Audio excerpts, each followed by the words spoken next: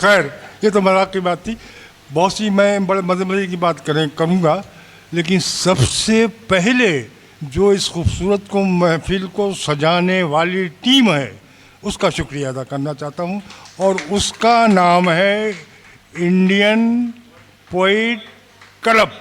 एक बार उनके लिए तालियां जोर जोर से। देखिए, मेरी एक उम्र गुजर गई, किताबों से ज़्यादा मैंने चेहरे पढ़े, और ये ख़ास बताता हूँ राज की बात कि बोलता कम है, उससे पहले मैं समझ जाता हूँ कि ये क्या कहने वाला है। ये कुदरत की देन है मेरे साथ। तो और इत्तेफाक यह है कि मुझे लोग बड़े अच्छे मिल जाते हैं। मैं अपने आप को दुनिया का सबसे ज़्यादा दौलतमंद इंसान समझता हूँ, इसलिए कि मुझे मोहब्बत करने वाले बहुत मिले हैं। मेरी 5 किताबें आई हैं, मुझे पता नहीं कि कैसे छपी, कैसे बनी, किस इदारे से बदल आई, किस प्रेस में छपी, ये सब मेरे दोस्तों को और अहबाब की वो है। ये जो टीम है इंडियन पोइट क्लब, इसमें बड़े अच्छे लोग हैं। अब आप ये देखिए कि इस ज़माने की जो सबसे बड़ी ज़रूरत है क्या है? उस्तादी और शागिर्दी, जिसकी अब कोई कदर व कीमत नहीं है। ये आइडिया गोल्डी और उनके दोस्तों का है। जो हमें करना चाहिए था वो काम इन्होंने कर दिया, और हम बैठे हुए हैं उसको 11। तो इस सिलसिले में सोचना चाहिए। एक तो अलमिया तो ये है कि ना उस्तादों में वो बात रही है, ना शागिर्दों में वो बात रही है।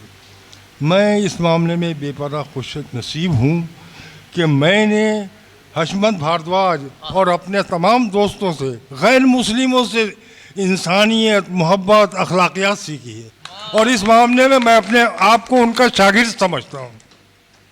अब तो ये हो गई, तो ये अच्छी महफिल आई थी, अच्छे लोग आए। अच्छा, अब इनका किस्सा सुन लीजिए। अफजल मियाँ सदाबहार हीरो हैं, और क्यों हैं कि इन्होंने जलन कुढ़न की दीमक अपने दिल में लगाई नहीं। अगर आप भी ये नुस्खा इस्तेमाल करें तो सदाबहार रहेंगे, खूबसूरत रहेंगे, जवान रहेंगे। जलन कुढ़न, हसद, नफरत निकाल के फेंक दिए अपने अंदर, फिर देखिए कितने सेहतमंद और खूबसूरत हो जाएंगे आप। इनका मामला मैं बताऊं, इस शख्स का ज़र्फ 1 लाख की महफिल, रूहानी महफिल, उसमें एक गुरु जी हैं, उनकी सालगिरह है, रूहानी मुशायरा है बहुत बड़ा, पिन ड्रॉप साइलेंट। उनकी सालगिरह पर मुझे आवाज़ दी गई, और कौन थे? इसके कन्वीनर थे अफजल साहब, और उसमें क्या कहा गया कि तालिब साहब की तरफ से मैं एक बहुत बड़ा तोहफ़ा पेश करना चाहता हूँ। तो ट्राली की शक्ल में इतना बड़ा एक केक था, और इन्होंने कहा कि वो तालिब साहब ख़ास तौर से बनवा के लाए हैं और वो पेश करेंगे, जबकि मुझे इल्म भी नहीं। इतनी बड़ी गैदरिंग, और उसमें मुझे ये एजाज़ दिया, तो मैं इनके गीत कैसे नहीं गाऊँ? आंसू आ जाते हैं जब कहीं मुझे मोहब्बत मिल जाती है। इससे बड़ा कोई जज्बा हो नहीं सकता यार। इस लिहाज से हमारी जो महफिल है ये सैकड़ों हज़ारों महफिलों पे भारी है। बड़े मुबारकबाद लोग हैं वो जो इस तरह की महफिलें सजाते हैं। अब मैं गोल्डी से कहूँगा कि ये बातें तो हो चुकी हैं, हमने एक काम आखिर में कर दिया जो पहले करने का था। अब ये गोल्डी और इनकी टीम ये कुछ गुलपोशी भी करेंगे और कुछ शाल वाल का भी इंतज़ाम करेंगे। तो मैं चाहता हूँ कि वो काम हो जाए, उसके बाद एक फ़ोटो ग्रुप करेंगे अपने साथ साथ, तो बहुत अच्छा लगेगा। और बहुत बहुत शुक्रिया कि आपने मुझे सुना। अच्छा, एक शेर सुन लीजिए। सूरज से बड़ी चीज़ है ये ज़र्रा नाचीज़। मेरा बहुत बड़ा शेर, पुराना शेर है। सूरज से बड़ी चीज़ है ये ज़र्रा नाचीज़, जुगनू को कभी आग लगाते नहीं देखा।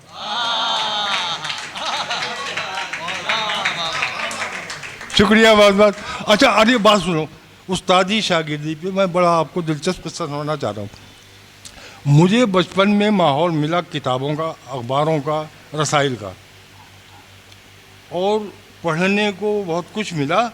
تو میرا ایک اندر بیماری تھی کہ میں جب کسی شاعر کا کلام پڑھتا تھا تو یہ سوچتا تھا کہ اس میں خوبی کیا ہے اور اس میں کیا کسر رہ گئی. بہت سے شعر پڑھتا تھا میں لوگوں کے، تو مجھے کمیاں نظر آتی تھیں. ایک شعر انتہائی کمزور مجھے غالب صاحب کا مل گیا. یہ تاریخی بات بتا رہا ہوں اور اس کو نوٹ کر لیجیے آپ. غالب سا اتنا بڑا شاعر اور اس کی یہاں اتنا کمزور شعر کہ جس کو میں نے پڑھ کے اصلاح کی، وہ سناؤں گا ابھی. یہ ایک اوور کانفیڈنس ہوتا ہے، یہ میرے اندر بھرا ہوا تھا، اور وہ کیسے ٹوٹا وہ بھی بتاؤں گا.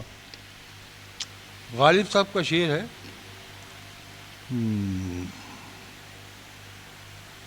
کیا دیکھیے، ہم نے مانا کہ تغافل نہ کرو گے لیکن خاک ہو جائیں گے ہم تم کو خبر ہونے تک. آپ نے سوچا اس میں کتنی خرابیاں ہیں؟ بتائیے، میں چیلنج کرتا ہوں آپ سے بھی بتائیے. بڑی موٹی غلطی تو اس میں ہم کی ہے، جو 2 جگہ ہے، اور غالب جیسے شاعر سے یہ امید نہیں کی جا سکتی. اچھا، دوسرا جو انہوں نے خیال باندھا، خاک ہو جائیں گے ہم، اس سے میں متفق نہیں. تو بھائی صاحب یہ شعر پڑھ کے میں نے اصلاح کی، اور آپ وہ شعر سن لیجئے. یہی ہے رنگ تغافل تو دیکھنا ایک دن، یہی ہے رنگ تغافل تو دیکھنا ایک دن، تمہیں خبر بھی نہ ہوگی کہ مر گیا کوئی. اب آپ وہ شعر دیکھ لیجئے اور یہ شعر دیکھ لیجئے. تو میرے اندر یہ بیماری رہی، اور اس بیماری نے نقصان یہ پہنچایا کہ طے کر لیا کہ اب کسی کا شاگرد نہیں بنوں گا. چل پڑا اسی لائن پہ. بہت سے استاد چاہتے تھے کہ ہمارا شاگرد بن جائے، مگر نہیں. اس میں سے ایک استاد تھے، استاد شوق اثری، ڈاکٹر استاد شوق اثری صاحب. ان کا میں مذاق بھی اڑاتا تھا. کالج لائف ہوتی ہے، لڑکپن کا زمانہ ہوتا ہے، تو ان کا مذاق اڑاتا تھا، جبکہ ان کے کم سے کم 34 شاگرد تھے. خیر، میرا کالج فیلو تھے ایک صاحب فرزند علی کیف. میں نے ان سے کہا یار کچھ کھانے پینے کو جی چاہ رہا ہے، چلو اپنے استاد کے پاس چلو. ہنسا اور ہم دونوں آ گئے. جیسے کہ امید تھی، میز سجی ہوئی تھی، 4-5 آدمی بیٹھے ہوئے تھے، اور پھل اور جو کیا بتاؤں مٹھائیاں، نمکین. یہ میں گیا، میں نے سلام کیا، تو جواب ہوا خون کھولا. اور ان کا کام جاری رہا، کھلائی پلائی ان کی بدستور جاری رہی. اب آپ سوچئے کہ کتنا خون کھولا ہوگا، جوانی کا زمانہ، اور یہ انداز ان کا کہ میں نے سلام کیا تو سر ہلا دیا، اور یہ نہیں کہا کہ آئیے شامل ہو جائیے. خون کے سے گھٹ پی کے رہ گیا. جتنا برا بھلا کہہ سکتا تھا میں نے کہا تھا آئندہ مشاعرے میں پڑھنے نہیں دوں گا استاد تمہیں. اور وہ میں بتاؤں گا کہ پلٹا کیسے کھاتا ہے آدمی، انسانیت کیسے جاگتی، یہ بات بتانا چاہ رہا تھا. وہ ناشتے سے جب فارغ ہو گئے تو چپراسی سے کہا کہ یہ سامان اٹھائیے، اور جو چیزیں ہم نے استعمال کی ہیں وہ سب لائیے. اور اس سے کہا کہ یہ کرسی صاف کرو، اور اس سے کہا کہ آپ بیٹھیے. اب آپ کیا سوچ کے آیا تھا اور کیا کام ہوا. میں نے کہا یار اس سے بڑا استاد نہیں ہو سکتا. اب وہ مذاق سب ختم تھا، آیا تھا مذاق کرنے کے لیے. تو انہوں نے ایک شعر دیا، کہا کہ میں تمہیں ایک مصرع دیتا ہوں، اور اگر اس پہ مصرع لگا دیا تم نے تو تمہیں شاگرد بنا لوں گا میں. تو وہ لکھنے لگے کہ زندگی ایک پیکر آلام ہے. میں نے کہا اور یہ پیکر بھی کتنا عام ہے. وہ لکھ نہیں چکے تھے کہ دوسرا مصرع آ گیا. کھڑے ہو گئے اٹھ کے، سینے سے لگا کہ تمہیں استاد کی ضرورت ہی نہیں ہے. نہیں، میں نے کہا آج ضرورت مجھے سب سے زیادہ محسوس ہوئی. تو یہ ہے استادی شاگردی کہ لوگ کیسا خیال کرتے تھے. ان کی دعاؤں سے میں سمجھتا ہوں کہ جو کچھ بھی میں نے سیکھا ہے انہی کی دعاؤں سے سیکھا ہے. اور ہمارے نوجوانوں کو بھی چاہیے کہ اچھی تعلیم کے ساتھ ساتھ شاعری کا جو فن ہے اس کو بھی سیکھیں اور استادی شاگردی کا جو رشتہ یہ انڈین پوئٹ کلب نے شروع کیا ہے اس کی عزت بھی رکھیں اور اس کو آگے بڑھائیں. اس سلسلے میں اب مجھے غزل سنانے کی تو ضرورت نہیں ہے. کیا پڑھ دوں؟ کہاں سے پڑھ دوں؟ ہاں سن لیجیے صاحب، وقت تو برباد ہو ہی رہا ہے.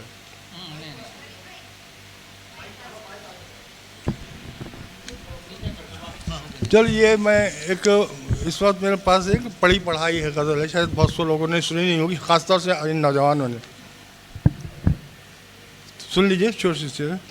بے چین سی راتوں کے عجب اپنے مزے ہیں، بے چین سی راتوں کے عجب اپنے مزے ہیں، اٹھ اٹھ کے یہ کہتا ہوں کہ اب کتنے بجے. بے چین سی راتوں کے عجب اپنے مزے ہیں، اٹھ اٹھ کے یہ کہتا ہوں کہ اب کتنے بجے ہیں. تعبیریں گنوا دی ہیں ان آنکھوں نے کبھی کی، تعبیریں گنوا دی ہیں ان آنکھوں نے کبھی کی، کچھ خواب مگر آج بھی سینے سے لگے ہیں. تعبیریں گنوا دی ہیں ان آنکھوں نے کبھی کی، کچھ خواب مگر آج بھی سینے سے لگے ہیں. اور شعر سنیے کہ یوں ہی نہیں لکھی ہے یہ پردرد کہانی، یوں ہی نہیں لکھی ہے یہ پردرد کہانی، انداز بھی الفاظ بھی لہجے بھی پڑے ہیں. یوں ہی نہیں لکھی ہے یہ پردرد کہانی، انداز بھی الفاظ بھی لہجے بھی پڑے ہیں. اور شعر سنے کہ میں کتنی دکانوں کے تمہیں نام بتاؤں، میں کتنی دکانوں کے تمہیں نام بتاؤں، دل توڑنے والوں کے تو بازار سجے ہیں. میں کتنی دکانوں کے تمہیں نام بتاؤں، دل توڑنے والوں کے تو بازار سجے ہیں. اور شعر سنیے کہ جب بھی میرے بارے میں کبھی ہوتی ہے دستک، خاص شعر ہے یہ، جب بھی میرے بارے میں کبھی ہوتی ہے دستک، کہہ دیتا ہے دروازہ کہیں ملنے گئے ہیں.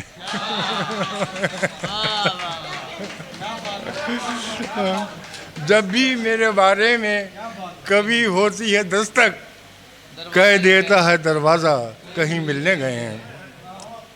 اور زیور ہیں غریبی کے چھلکتے ہوئے آنسو، زیور ہیں غریبی کے چھلکتے ہوئے آنسو، کانوں میں نہ کنڈل ہیں نہ ہاتھوں میں کڑے ہیں. زیور ہیں غریبی کے چھلکتے ہوئے آنسو، کانوں میں نہ کنڈل ہیں نہ ہاتھوں میں کڑے ہیں. اور شعر سنیے کہ بس اتنا ہے طالب میری محفل کا تعارف، بس اتنا ہے طالب میری محفل کا تعارف، کچھ زخم پرانے ہیں کئی زخم نئے ہیں.